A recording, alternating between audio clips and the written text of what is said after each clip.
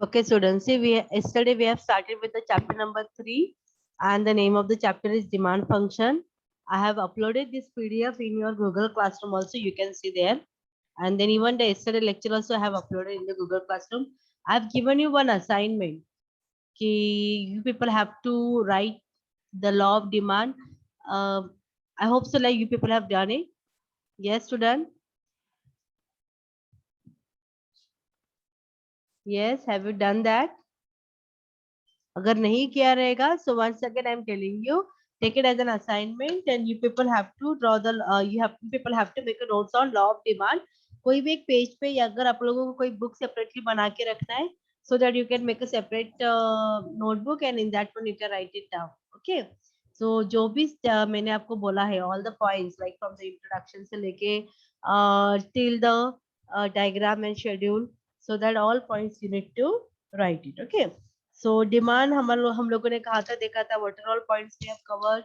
I think we have covered the introduction of demand, meaning of demand, then the law of demand, their diagram and schedule. Then we have seen the assumption of the demand and then the determinants of demand. This part were over. Now we will talk about the demand function. What exactly they have given you. Generally, if you're going to see in the law of demand, so law of demand में function को कैसे दिया जाता है? Law of demand में function को D is equal to then F and then into bracket P. Do you all remember student this function? Yes. Yes, ma'am. है ना? तो लेकिन अगर हम लोग अभी देखेंगे तो वहां पे डिमांड फंक्शन में उन्होंने क्वांटिटी एक्स, ओके चलो quantity demand for X commodity is equal to F मतलब functional relation, but for the functional relation they have taken many point instead of only price of a commodity. So what exactly these points are indicated here? Px, it is the price of x commodity. Then again, y stand for income of the consumer. PS stand for price of substitute commodity. Then when we say about the PZ, it is the price of complementary commodity. T stand for taste and preferences. N for the size of distribution of population. And then E for the future expectation. A for the expenditure on advertising and the promotion. I for interest rate. And S for socio-cultural factor. So what exactly they have done here? They have taken. Okay.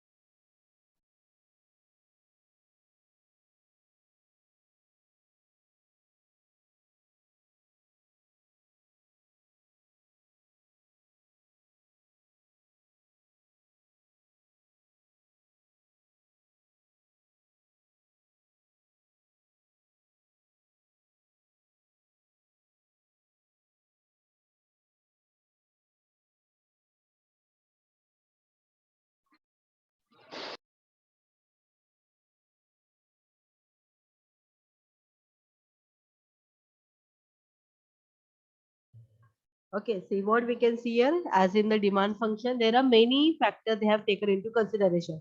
So which are all these factors are basically indicating? They are indicating that they are the determinants of demand. जैसे कि why we have taken the demand function as like only D is equal to F then into bracket P, because there we were explaining the law of demand. So law of demand में the Dr. Alfred Marshall have assumed कि जो price रहेगा वही एक अकेला factor रहेगा which will going to affect the demand for the commodity and the remaining factor will going to remain the constant here. Okay, therefore in the law of demand when we are writing the demand function it will be the simple one, D is equal to F into bracket P, but in the reality it is not like that. In reality, apart from the price of the commodity there are many other factors which are actually affecting the demand for your commodity. So ये जो demand function हम लोगों ने देखा अभी, वो demand function क्या indicate कर रहा है कि जो भी हम लोगों ने डिटरमिनेंट्स ऑफ डिमांड देखे थे वो सारे डिटर्मिनेंट्स ऑफ डिमांड को उन्होंने वो फंक्शन में इंक्लूड किया है। लेकिन आपको एक बात बोलूं स्टूडेंट, ये आपको एग्जाम में नहीं आता है। ओके, एग्जाम में जो भी केस स्टडी आएगा that will be totally on the base of law of demand. It will not going to be on the basis of what are all the determinants of demand here. Okay, so just this is there only for your knowledge. आप लोग बस अपने knowledge के लिए इसको ध्यान में रखो कि ऐसे नहीं होता है कि डिमांड फंक्शन में बस प्राइस ही रहता है। डिमांड फंक्शन में apart from the price, whichever are the determinants of demand, they are also we are considering. Is that clear to you student? Demand function समझा आपको? Yes or no? Yes. Are you able to understand what is demand function here? Ma'am Okay. आज कोई respond नहीं कर रहा है, क्या हो रहा है? अदरवाइज तुम लोग, तुम्हारा क्लास बहुत अच्छा है, हमेशा रिस्पॉन्ड करता है। Okay, you people should respond. Okay, now ये हो गया अपना फंक्शन के बारे में।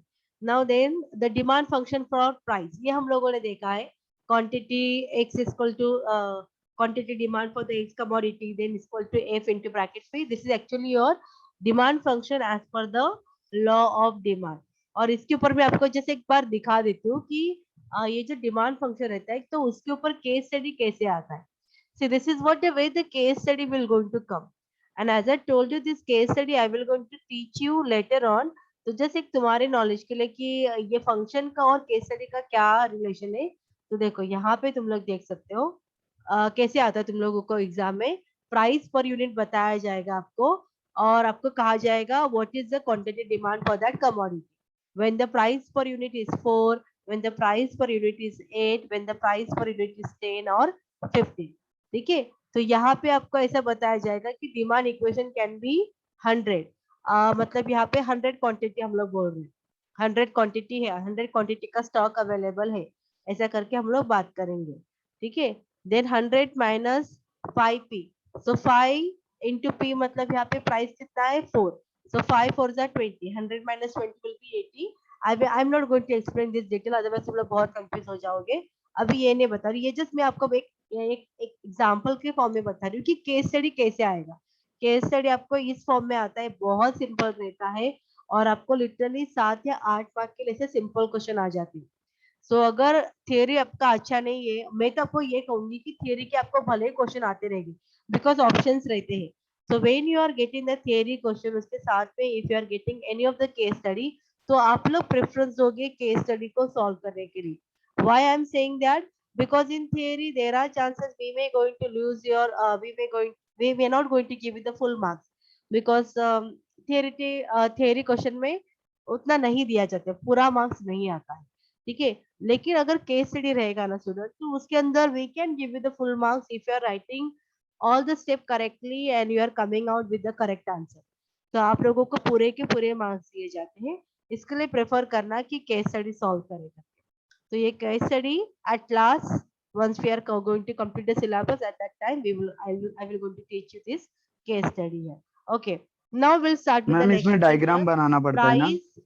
हाँ, yes नितेश, you इसमें want to say diagram something? बनाना पड़ेगा ना केस स्टडी में? क्या क्या? इसमें ड्रॉ करना पड़ेगा ना डायग्राम ग्राफ पे?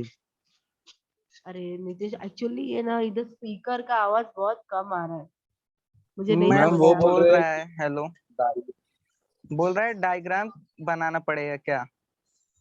क्या करना पड़ेगा? केस स्टडी में, केस स्टडी नो में डायग्राम प्रॉब्लम बनाना मैम, गो पड़ेगा क्या मैम? अहेड। अच्छा ठीक है, मुझे तुम किसी का भी आवाज नहीं आ रहा है, मैं लेकिन आपको बताने के लिए बोल रही हूँ। केस स्टडी आप लोगों को सॉल्व करना पड़ता है, ये एक टाइप का सम रहता है। और दूसरी बात ये होती है कि केस स्टडी में भी आफ्टर दिवाली वैकेशन, जैसे तुम लोग कॉलेज में आओगे और पूरा जो भी इकोनॉमिक्स में जितने भी टोटल केस स्टडी है ना, वो मैं आपको एक साथ पढ़ाऊंगी। और ये मैं कब पढ़ाऊंगी कि जैसे सिलेबस खत्म हो जाएगा और जब हम लोग रिवीजन लेक्चर स्टार्ट करेंगे, रिवीजन लेक्चर के टाइम पे I will going to teach you the case study. और मैं आपको वहां पे बता के रखूंगी कि ये जो केस रहेगा वो कितने मार्क्स के लिए आता है, किस फॉर्म में आता है करके। तो ये जो अभी हम लोग देख रहे हैं it is only related to demand. ठीक है, लेकिन और भी आगे ऐसे जो अलग अलग कॉन्सेप्ट से रिलेटेड केस स्टडीज रहते हैं। ठीक है, तो वो मैं आप लोगों को बाद में बताऊंगी, और मैं प्रेफर करूंगी कि जितना अपना ऑफलाइन लेक्चर रहेगा उसी टाइम पे केस स्टडी समझाएंगे तो ज्यादा क्लियरली समझ में आएगा। ठीक है, तो रिकॉर्डिंग लेक्चर भी आज देखते हैं ना, अभी ये next after Diwali vacation how they will going to proceed, online offline दोनों रख रहे हैं या जस्ट ऑफलाइन रख रहे हैं या फिर पूरा ऑनलाइन रख रहे हैं, that we are not sure. ठीक है, अगर पूरा ऑनलाइन रखेगा तो ये एमसीक्यू में ही जाएगा, और एमसीक्यू अगर रहेगी तो केस स्टडी को पूछा ही नहीं जाता है। ओके, ये एक प्रॉब्लम रहता है। तो still I will going to tell you कि केस स्टडी कैसे सॉल्व किया जाता है, और हम लोग यही अजम्पशन में रखेंगे कि शायद तुम लोगों का ऑफलाइन ही एग्जाम हो करके। तो उस पॉइंट ऑफ व्यू से मैं आप लोगों को अभी भी पढ़ा रही हूँ, मैं आप लोगों को totally online MCQ point of view से नहीं पढ़ा रही हूँ। ठीक है, सी, और बीच में अगर मुझे लगेगा कि ऐसे टाइप का कोई क्वेश्चन आ सकता है एमसीक्यू के लिए, so definitely I will going to tell you कि कैसे क्या रहता है करके, but we will keep it in the form of offline only. ठीक है, जैसे मैंने आप लोगों को अभी बोला कि लॉ ऑफ डिमांड का आप लोग तैयार करके रखो नोट्स, तो इसका मीनिंग ये रहेगा कि ये एग्जाम में शायद आ सकता है, इसके लिए मैं आपको इंसिस्ट कर रही हूँ कि आप लोगों को वो प्रिपेयर करके रखना है। ओके स्टूडेंट, यस, अगर आपके ओके पास मैम। Yes ma'am.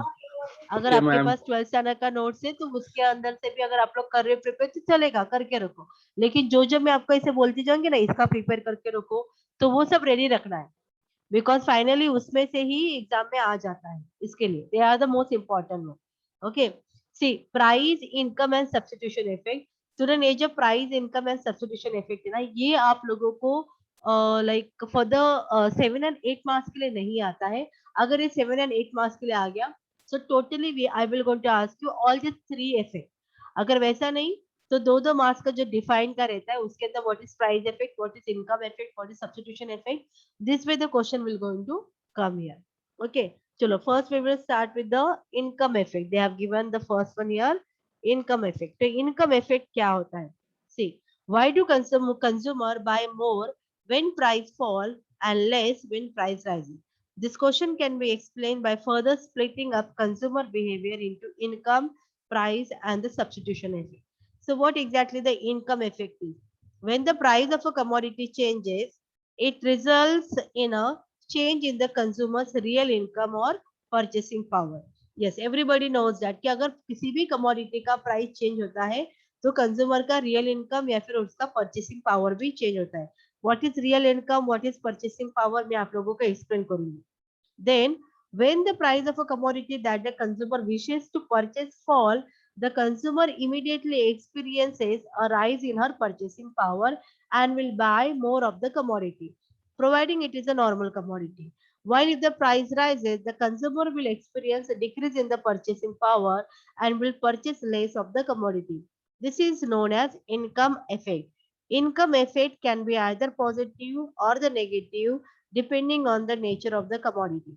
देखो यहाँ पे हम लोग इनकम के बारे में बात कर रहे हैं, but still we are giving importance to the price of a commodity. उन्होंने क्या कहा है कि कैसे इनकम अफेक्ट डिमांड को अफेक्ट कर सकता है। इनकम इफेक्ट में हम लोगों को मोर फोकस करना है ऑन अवर रियल इनकम, और we can say the purchasing power. Student, यहाँ पे रियल इनकम मतलब क्या होता है कि जैसे जस्ट बोलने के लिए तुम्हारा सैलरी 20,000 रहेगा, लेकिन इन हैंड तुम लोगों को 15,000 ही आ रहा है, तो 15,000 ये तुम्हारा रियल इनकम हो गया। Are you getting me? आप लोग बोले कि मैम इतना कैसे कट हो गया? इतना कैसे कट हो गया मतलब क्या होता है कि कभी कभार अपना पीएफ कट होता है, हमारा प्रोफेशनल टैक्स कट होता है, अगर हम लोग इंश्योरेंस निकालते हैं कंपनी के थ्रू तो वो इंश्योरेंस का पैसा देना पड़ता है वगैरह। वो सब में अगर कट पूरा अमाउंट कट करके हमारे हाथ में अगर 15,000 ही आता है खर्चा करने के लिए, तो that we are calling at the real income. You all agree with me, ऐसा होता है करके? यस और no? Yes, yes, yes ma'am. Ma'am. हाँ, ये हो गया real income. Then what is purchasing power? Purchasing power मतलब क्या होता है कि here we have to think from the point of view of price of the commodity. देखो, परचेसिंग पावर मतलब हम लोग यहाँ पे ये कंसिडर करेंगे कि जैसे एक एग्जांपल के फॉर्म में, suppose if the price of commodity fall, price of commodity fall, जैसे मैं यहाँ पे एग्जांपल के फॉर्म में क्या ले सकती हूँ, आई विल टेक राइस। ठीक है, मंथली सपोज हम लोगों को घर में 10 kg ऑफ राइस लगता है, और जब मैं ये 10 kg ऑफ राइस खरीदती थी तो वो पर केजी वाला मैं क्या अमाउंट वाला खरीदती हूँ, तो मैं बोलूंगी मैं वहां पे 30 रुपीज केजी वाला राइस खरीदती हूँ सपोज।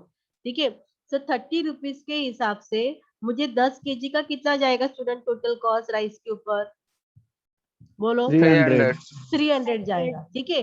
सो मैं every month 300 rupees just rice के ऊपर खर्चा करती हूँ।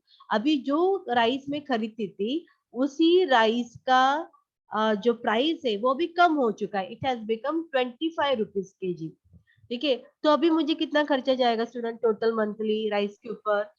250 250 रुपीज का मुझे खर्चा जाएगा। तो मेरा सेविंग कितना हो रहा है? 50 रुपए का।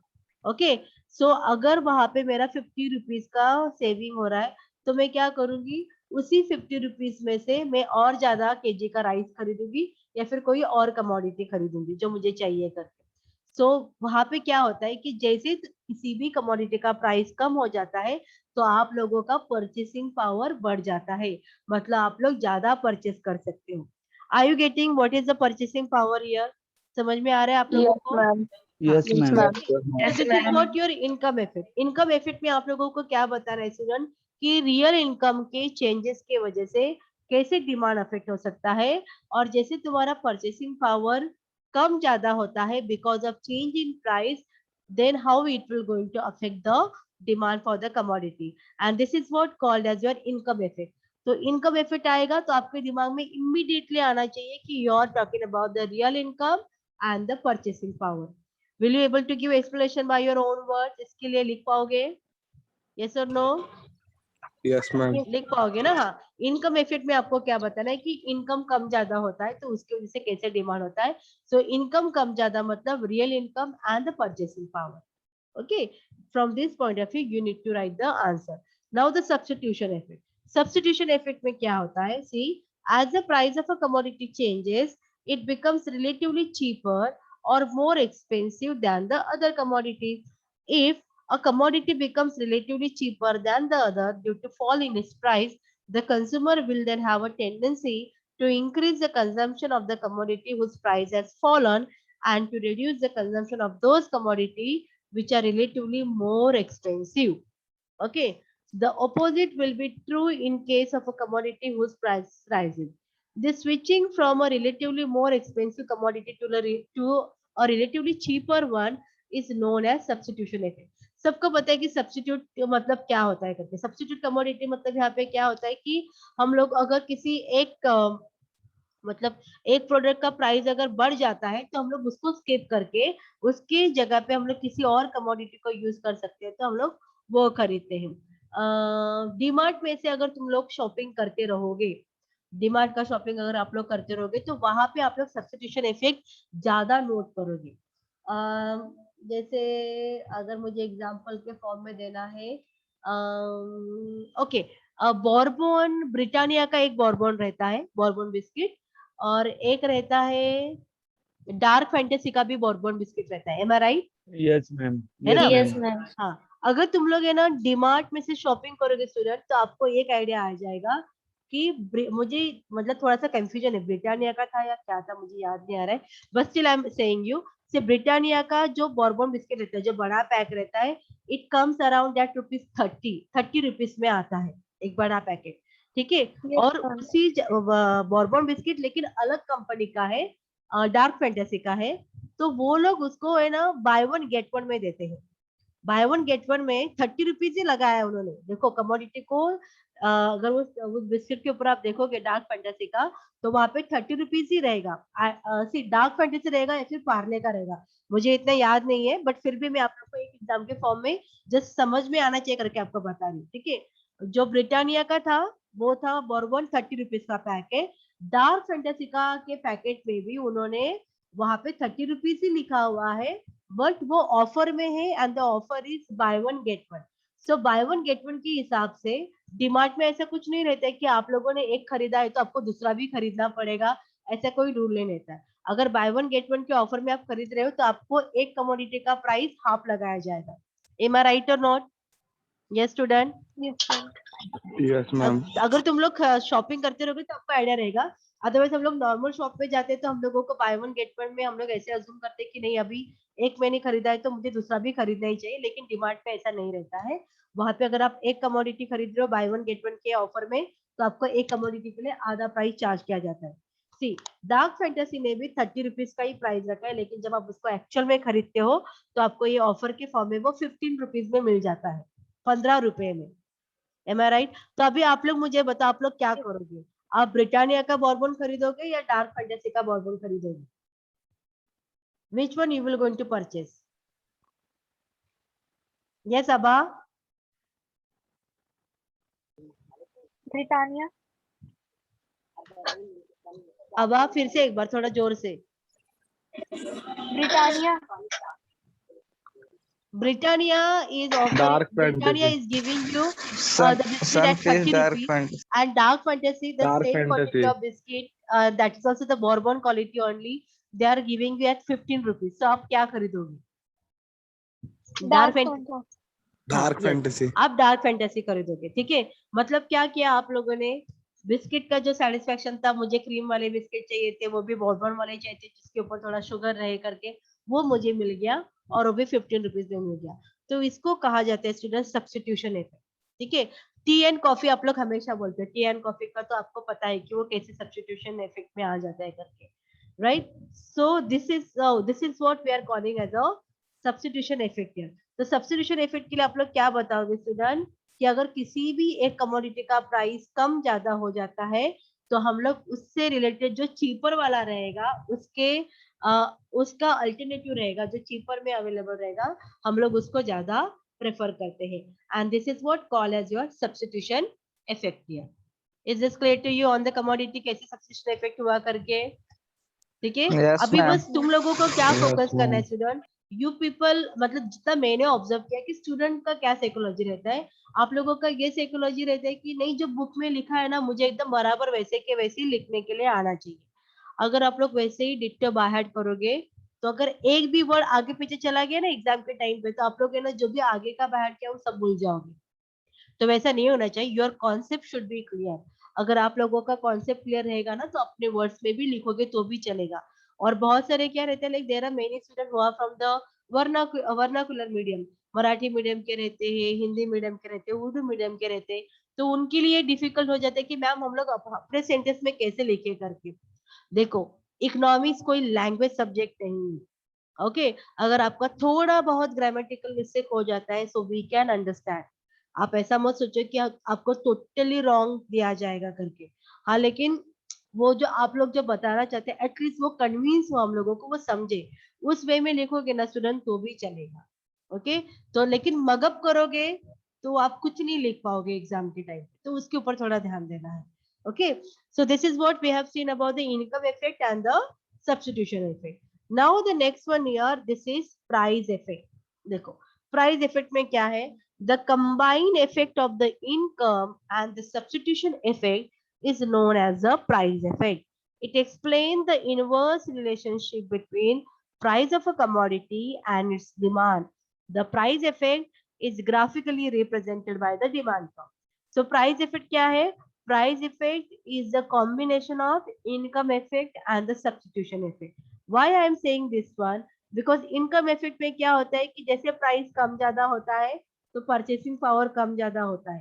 और ये इनकम मतलब परचेसिंग पावर कम ज्यादा होना, the reason behind it is the price.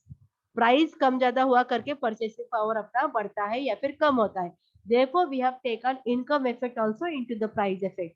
then the substitution effect में भी प्राइस के बारे में ही हम लोग डिस्कस करते हैं कि किसी एक कमोडिटी का अगर प्राइस कम हो जाता है, तो हम लोग उसको ज्यादा प्रेफर करते हैं और उसका जो अल्टरनेटिव रहेगा उसको नहीं प्रेफर करेंगे, okay. So this is what in the income effect also, and even in the substitution effect also, we are giving importance to the price of a commodity. Therefore, when we say about the price effect, there we are considering the income effect plus the substitution effect here. See, though in case of normal good, price effect is positive, that is, a fall in the price will result in the rise in demand. Not all goods display this price demand relationship. On the basis of income effect, we can classify commodities in the following category. देखो, उन्होंने कहा है कि price effect जो रहता है ना, वो पॉजिटिव रहेगा if the commodity is normal. अगर वो नॉर्मल कमोडिटी नहीं है, तो उसके ऊपर प्राइस इफेक्ट ज्यादा नहीं होगा। नॉर्मल कमोडिटी जैसे कि हम लोग डायमंड के बारे में बात कर सकते हैं, हम लोग मेडिसिन के बारे में बात कर सकते हैं, they are not the normal goods, okay. वो नॉर्मल गुड्स नहीं है, मतलब इसके लिए उनका प्राइस कम हो या ज्यादा हो, उससे कुछ नहीं इफेक्ट होता है, उसे हम फिर भी हम लोग डिमांड करते ही जाते हैं। so therefore they cannot consider into the normal good. Okay, तो उन्होंने कहा है कि अच्छा मुराद ने क्या लिखा है यहाँ पे, पुट योर रोल नंबर। अच्छा अच्छा अच्छा, किसने नहीं लिखा है मुराद? आई थिंक लिखा है, सब लोगों ने रोल नंबर लिखा हुआ है। यस नहीं मुराद। मैम, लास्ट लास्ट में है, कुछ बच्चे लिखे हैं नहीं। हाँ नहीं, कभी कभार होता है, इवन मुझे भी डिफिकल्ट हो जाता है एक्चुअली अटेंडेंस देने के लिए। फिर यहाँ पे आई थिंक नीतीश ने लास्ट में लिखा हुआ है, कोमल ने लास्ट में लिखा हुआ है, मोहम्मद ताहिर ने तो नंबर ही नहीं लिखा है, प्रज्वल ने भी नहीं लिखा है। There are many student who have not given the roll number. आप लोग रोल नंबर लिखो student, otherwise it will be quite difficult for you to give the presenty. Okay, so now we are talking about the price effect. So price effect में on the basis of income effect, we can classify the commodity on the following category. So the first one here, normal good. Normal goods में देखो क्या होता है, these goods have positive income effect. ये आप लोगों के MCQ में आता है स्टूडेंट, MCQ में आपको पूछा जाएगा कि आपको ऑप्शन दिया जाएगा which goods will going to have the positive income effect or the negative income effect, ये आपको आएगा। तो आप लोगों को तभी ऑप्शन में ऑप्शन रहेंगे कि normal good, inferior good, defend good, ऐसे करके ऑप्शन रहेंगे, तो तभी आप लोगों को वो समझ में आना चाहिए। See, so when we say about the normal goods, this goods have positive income effect, that is consumer purchase more eight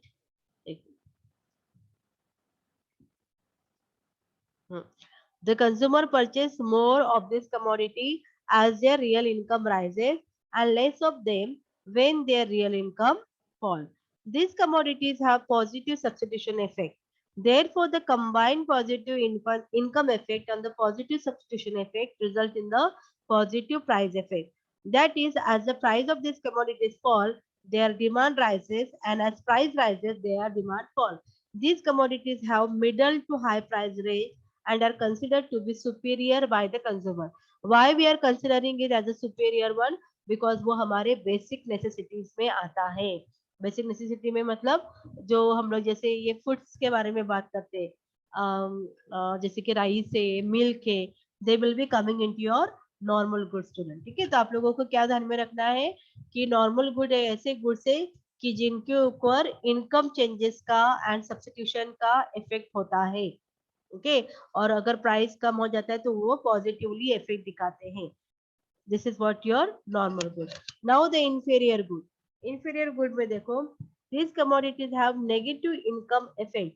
As consumer real income rises, they tend to buy less of this commodity and switch over to the other superior commodity. However, the substitution effect on the demand for inferior good is positive and larger than the negative income effect here. The price effect, which is the net result of negative income effect, that is weaker, and the positive substitution effect, that is stronger, is positive. As price of this commodity fall, consumer buys more of them and vice versa. देखो student, यहाँ पे inferior goods मतलब क्या होता है? inferior good मतलब उन्होंने कहा है कि अगर किसी भी मतलब किसी भी कंज्यूमर का अगर इनकम बढ़ जाता है, ओके, इनकम बढ़ जाएगा तो वो क्या करेगा, वहां पे इंफीरियर गुड्स को कम खरीदी करेगा, वो उससे सुपीरियर कमोडिटीज को ज्यादा परचेस करेगा। तो ये इनकम इफेक्ट है। तो उसका इनकम इफेक्ट क्या होता है? नेगेटिव में आता है। नेगेटिव इनकम इफेक्ट क्यों कहा गया है? बिकॉज इंफीरियर गुड्स मतलब थोड़ा लो क्वालिटी ऑफ कमोडिटी, अगर उसके पास पैसा बढ़ जाता है तो वो क्या करेगा, थोड़ा अच्छा क्वालिटी ऑफ कमोडिटी खरीदेगा। ओके, सो इसके लिए इनकम इफेक्ट इंफीरियर गुड्स के ऊपर नेगेटिव आता है। लेकिन when we will talk about the substitution effect, तो सब्स्टिट्यूशन इफेक्ट यहाँ पे पॉजिटिव रहता है। क्यों सब्स्टिट्यूशन इफेक्ट पॉजिटिव रहता है? बिकॉज इंफीरियर गुड्स रहेंगे और उसके साथ कोई और सुपीरियर कमोडिटी रहेगा, लेकिन वो दोनों एक दूसरे के लिए सब्स्टिट्यूट है। लेकिन वहां पे अगर सुपीरियर कमोडिटी का प्राइस ज्यादा है और इंफीरियर कमोडिटी का प्राइस कम है, तो हम लोग क्या करेंगे, भले वो लो क्वालिटी का रहेगा, but still we will going to purchase the inferior substitute commodity. Why? Because उससे भी हमारा need satisfy हो सकता है करके। So therefore on the inferior goods income effect जो रहेगा ना स्टूडेंट, वो नेगेटिव रहेगा, लेकिन जो substitution effect रहेगा वो पॉजिटिव रहेगा। Are you getting this student? What is inferior good Yes, and ma'am. how the income and the substitution effect is affecting there? ये समझ में आ रहा है, नहीं आ रहा है? आ रहा है मैम। हाँ, नेक्स्ट है गिफन गुड्स। अभी देखो गिफन गुड भी क्या होता है student, Giffen goods are also the kind of a inferior good. बस यहाँ पे डिफरेंस क्या है कि उन्हीं इंफीरियर गुड्स को नाम दिया गया है, that was after the sir Robert Giffen. ठीक है, according to Alfred Marshall, sir Robert Giffen observe the consumption pattern of the very poor in mid 19th century Ireland and found that some inferior goods like poor quality potatoes and bread had strong negative income effect। तो उन्होंने क्या कहा है कि ये जो Giffen goods थे इनके ऊपर बहुत ज्यादा नेगेटिव इनकम इफेक्ट था। मतलब अगर लोगों का इनकम बढ़ता है then people will not going to purchase the giffen good। When the prices of this good rose, it reduced the real income of the poor to such an extent that they could not afford any superior good and had to cut down the consumption of most superior good. Consumer then used their income to buy more of the inferior goods in order to meet their consumption needs. Thus, as the prices of the inferior goods rose, consumer bought more of them. As their prices fell, they bought less of them.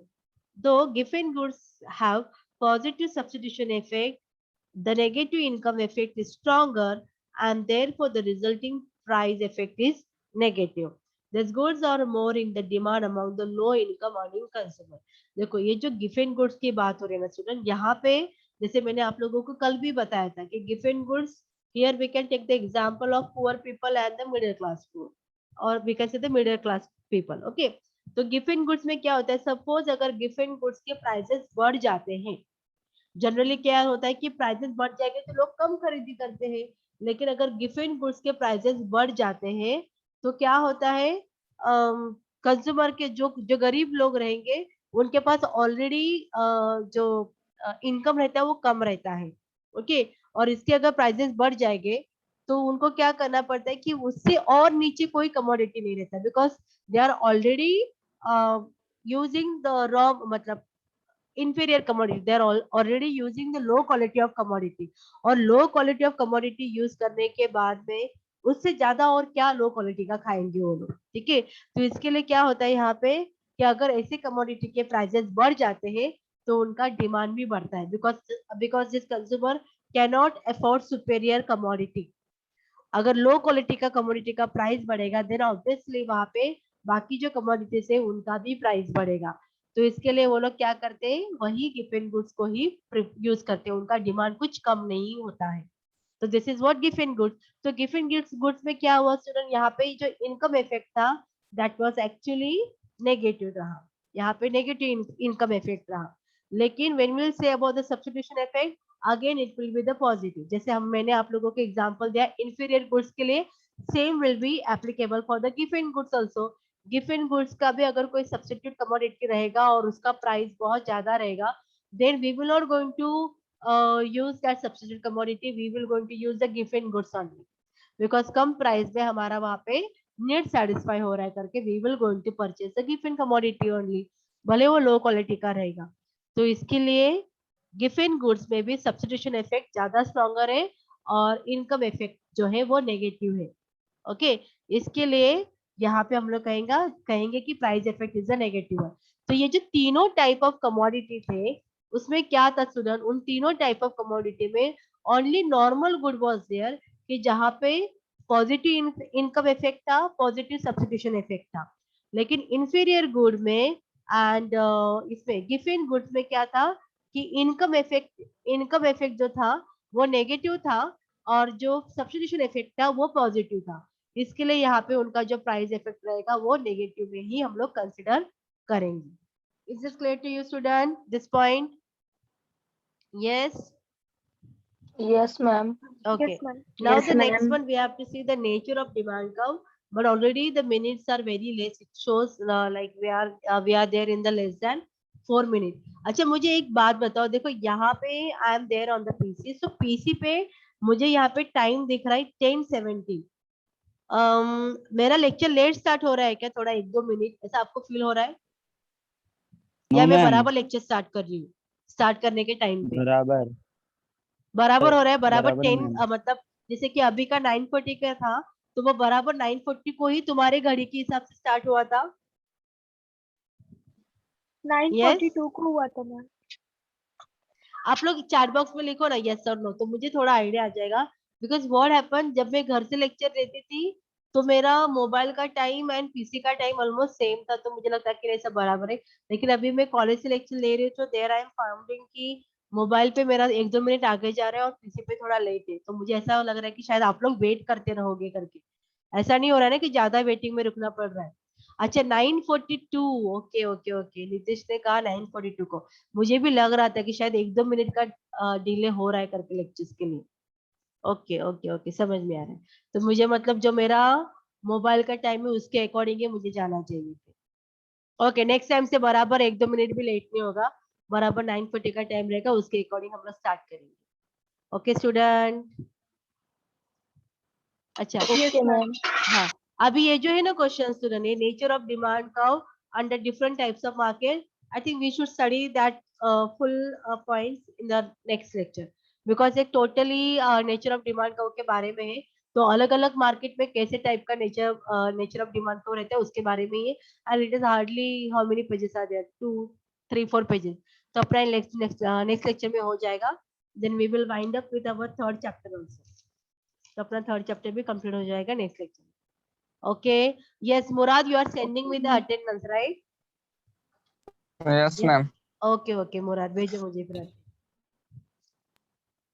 Okay then shall I end the lecture. Murad अगर screenshot हो गया तो मैं lecture end करूं? Yes ma'am you can. Okay okay